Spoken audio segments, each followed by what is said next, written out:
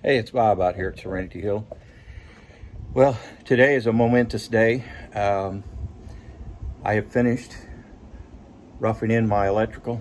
All that's left to do is install breakers and terminate wiring in my box.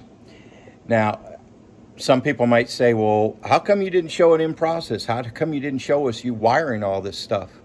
Well, a part of the reason is I have trained with electrical engineers and with licensed electricians, but I'm not a licensed electrician.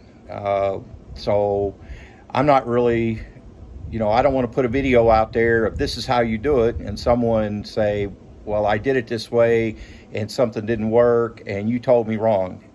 There's lots of licensed electricians and electrical contractors out there who have put YouTube videos out. Sorry about that, bumped it. Put YouTube videos out that show you how to do things, and they are licensed and they're qualified to show you how to do it. Me, I learned from people who are qualified, but I don't feel like I'm one to be teaching you. But I will show you some of the best practice, some of the things that I do that I think are best practices that will help you out. One of the things is you see here all this lettering. Each wire, as I pull it in, I take my permanent marker and I label it with what it is, because there's nothing more frustrating than having 50 wires in a cabinet and having to trace them out to figure what's what. For instance, when I pulled my main bathroom lights in, when I pulled that cable in, I wrote main bath lights on it. Master bedroom outlets, everything's labeled. My main bathroom outlets, everything. Even my dryer, even though it's the only orange cord here, I still wrote dryer on it just to keep in with my practices and make it standard. Now, one of the other things that I did, here's one of my light switches. Here we can see. I wrote power up here, so I know which one's the power coming in LTS. This is for the lights. What I always do on all of my outlets, all of my boxes, is I try to make my power comes in on the left side, and then my load goes out on the right side. Now, if I'm doing a string of outlets like around the kitchen, around the living room, whatever, I come in with my power on the top left, and then I'll come out on the bottom right of the box going to the next one.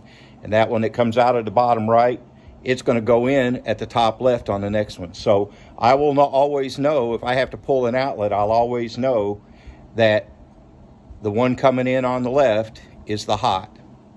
That's the one with the power. The one going out on the right is the one that's the load. And you follow a pattern like that throughout, and it makes it a whole lot easier on you going forward. I even go to the point of, I got a wire hanging out here. This is going to go to my first light. Now, the lights that you get nowadays, you feed power in one, and then it daisy chains out to the next one. So I only have to have one wire coming off my light switch, and then they'll daisy chain from there to the next lights. But so I don't get confused, I wrote on here utility lights, so that I'll know what that wire is for. It just makes things easier for me. Some other things that I've done, like for instance, this outlet right here is the 120 volts. It's going to power my radiant heat controls and pump. It's on its own breaker, one outlet. You can't plug anything else to it. If you have something that's dedicated, that's an important asset, it's a good idea. Breakers, a 20 amp breaker costs less than $5. This outlet this is a commercial grade outlet. You can get cheaper ones. This outlet was, I think, $2.50. The box, 70 cents. This particular one took about 5 foot of wire, so that's about $2.30 worth of wire. So as you can see, for under $20, I've got a dedicated outlet on a dedicated breaker for my radiant heat control. Now, you can also hardwire your radiant heat in. I choose I chose to have it plug in. That way, at some point, I'll be buying a backup generator, and I can unplug things like my radiant heat control and my water heater control, and and be able to plug those into a box that I can run off a generator. And that way I don't have to have an expensive transfer switch to run stuff off a generator, to have hot water, to have heat, to keep my fridge going, to keep my freezer going. I can just plug those into a box and run the cord to the generator and keep those things going. Lights, I'm not so worried about. We have camp lights, we have flashlights, things like that. And again, you can't have too many convenience outlets. Here in the pantry, I have a dedicated outlet on its own breaker for the freezer. One plug, that's it. That's the only thing that you can plug in there. And I just realized I bought the wrong type outlet, so I'm going to have to change that one out.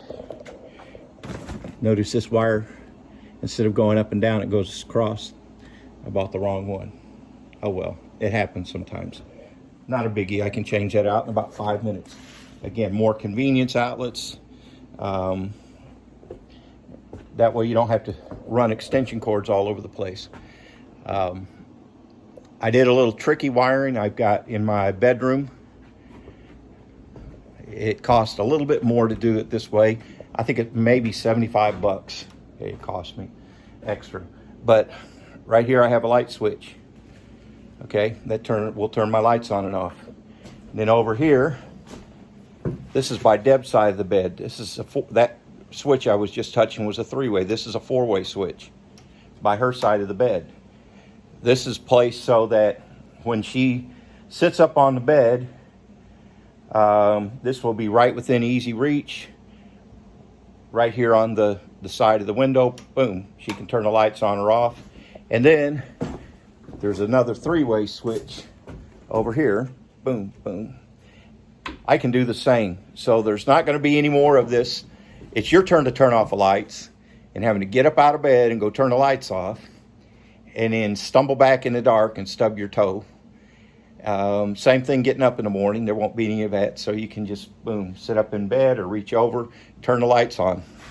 At night, turn the lights off. Problem solved. Closet. Right here, I got 2 light switches. One's for my side of the closet, one's for her side of the closet. And I hate dark closets. So these things, each one will have 2 4-inch light fixtures in it. And that way we have plenty of light in the closet so you can see what you're doing. They won't be over the shelf. They'll be out closer to the entry, so they will actually get light down on the things that are in the shelves or on your hangers. So, and then in the bathrooms, again, I've got outlets. They're GFI out on GFI breakers, so that you drop something in the sink, you got water on the counter, you don't have to worry about shocking yourself, hopefully. And my, see what else? Oh, the breakers that I'm putting in for the bedrooms are arc flash breakers. A regular 20 amp breaker costs under $5. An arc flash breaker costs $50. And you might be tempted to say, well, I'm going to save $45. Well, $90 for the 2 bedrooms. The ground fault outlets that I'm putting in for the kitchen are a combination ground fault and arc flash. And I think I may go ahead and put one of those in for the outlets in the living room. But again, those cost about $50, $52, depending upon where you go. You have to shop around. I find these things are, Menards has the highest price, then Lowe's, and then Home Depot.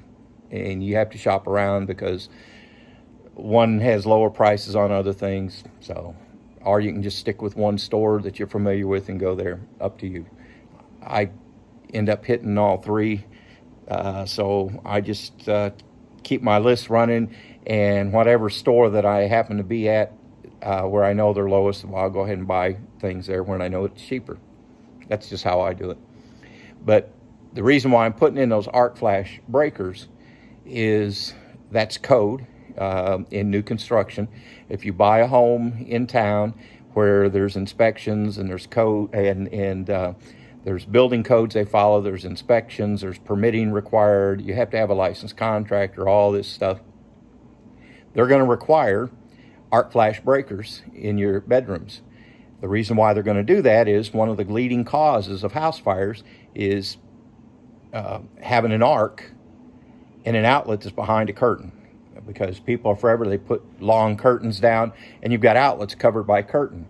And most of these things are not flame retardant, or at least not long-term flame retardant. And if you've washed them several times, you've probably washed out whatever flame retardancy was in it. And they go up pretty quickly. Also with bedding and things like that. People plug space heaters in all the time. Those things are notorious for arcing and causing fires. So for $50 instead of $5, you put in an arc flash breaker. And that way, if you do have something that arcs in that room, it's going to trip the breaker, and you're not going to catch your curtains on fire. You're not going to catch your bedding on fire. Your space heater isn't going to catch your room on fire because that breaker is going to trip and protect you. Now, some people don't like that. It's a nuisance, but it's a whole lot better than your house burning down. You've got it to code. If you ever decide that you're going to sell the place and the buyer wants an inspector, and the inspection comes in and says, oh, the electrical's not right, now you've got a problem. You've got to fix all that before you can sell your place. So if you do it right the first time, then you don't have to go back and do it a second time. And you're going to protect your investment, because trust me, building a house is a lot of work, hard work. And I really don't want to see this thing go up in flame because I decided to save $45 on a breaker. Well, I also, one of the things that I did, last thing I'll say before I crawl underneath the house and get back to my radiant heat zones, get those finished up. As soon as I get my radiant heat zones finished up, I'll be starting on my plumbing rough-in. But with the electrical done, all I'm waiting on now is for cedar to dry enough so I can use it in walls. You want it down around 12%. I just checked the stuff I've got in my solar kiln, and it's at 14% right now. When I put it in, it was over 30%.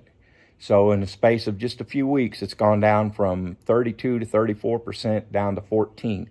So we've got nice hot weather and sunny skies for the next 3 or 4 days.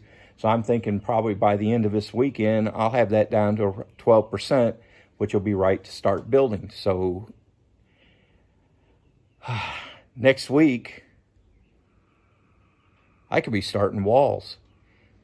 And this thing will go from looking like a skeleton to being fleshed out with walls. And that's really exciting because you can't live in a house without walls. You can, but your neighbors might not like it. The last thing on the electrical is one of the things that I did is I've got a string of 3 GFI outlets. I put one GFI outlet in and fed the other 2 from it. That's also permissible. I've got one by the back door. I got one by the back door. I got one by the front door. And I've got one way over here on the other side of the house. I've got one because the garden is going to be back over in that direction. I've got a few more trees I've got to clear out, but it gets pretty good sun. So to the north of the house is where the garden is going to be. So I put a GFI outlet there. That way, if I need power, if I need to run something that's electric out at my garden area, I've got power handy. Again, a lot of these things you might not get if you buy a tract-built home because they cost a little bit more money. They take a little bit more time. But one of the benefits of building your own place is that you can say, you know what, I want it this way. And that's the way you do it. Now, I won't say I haven't made mistakes along the way, like running into a sawhorse. I'll just share a little blooper that I made with you. See right here, I was so proud of myself. I had this switch all done, double checked my wires, made sure everything was good. It was the next to the last light switch, and I was so happy, so excited, getting ready to go start the last one. And I looked up and I realized that my power wire was not fed through the hole where it was supposed to go. It was on the outside, and that's just not going to work. So I had to take it all apart, feed it back through the hole, and rewire my light switch. Those kind of things happen. I wish I did everything perfect the first time, but I don't necessarily. But I do recover from them pretty well. All right, that's it for now. I'm going to go underneath the house, and I'm going to start or resume working on radiant heat tubing. All I got to do on this particular zone is run my, I've already got the PEX tubing run. I got the holes drilled, everything like that. All I got to do is pull tubing to get it in the loops up to each section. I'll have to get a light for my camera, for my phone, so I can get underneath there and show you what that looks like. But it's a pain in the neck. I got to work overhead, got to cut some of my flashing with tin snips. I got to use the stapler to staple the flashing up, and this PEX can be a pain in the neck to work with. When I was doing this before, it was about 45, 50 degrees out. Today, it's climbing up towards 90, so that may make it a little bit easier. The PEX will be a little more pliable, be a little easier to work with. All right, finally, that's it. I will see you on the next video. Take care, and thanks for stopping by and sharing. Like and subscribe. I could use all the help I can get.